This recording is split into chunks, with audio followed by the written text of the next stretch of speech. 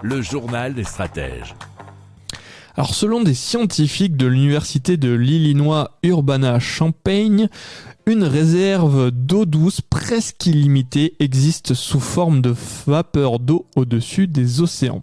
Alors leur idée, c'est de la capter, puis de la transformer en eau douce pour la consommation et l'irrigation des cultures. Alors pour le moment, il s'agit simplement d'un concept, nous dit scienceéveillé.com, qui a été modélisé sur la base d'analyses atmosphériques et économiques.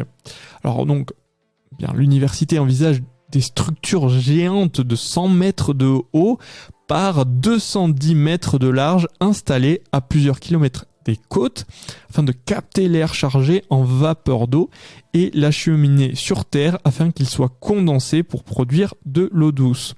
Alors, contrairement au procédé de dessalement de l'eau de mer qui génère de la saumure et des eaux usées chargées en métaux lourds, ce dispositif qui a été proposé donc par les scientifiques, fonctionne comme le cycle naturel de l'eau.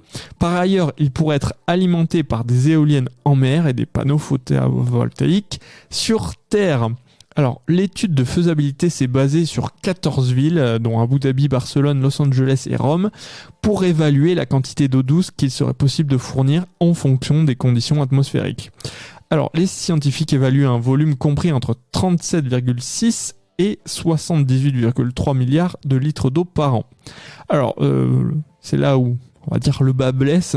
Ça a été fait sur la base d'une consommation de 300 litres d'eau par jour et par personne. Et donc, il faudrait installer de 2 à 10 unités pour desservir une ville entière. 300 litres d'eau par jour et par personne, ça me paraît un petit peu beaucoup comme ça.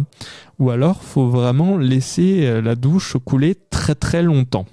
Si vous aimez cette revue de presse, vous pouvez vous abonner gratuitement à notre newsletter qui s'appelle La Lettre des Stratèges, LLDS, qui relate, et cela gratuitement, du lundi au vendredi, l'actualité économique, technologique, énergétique, mais aussi de l'hydrogène, et puis de tout ce qu'on trouvera super intéressant pour votre vie.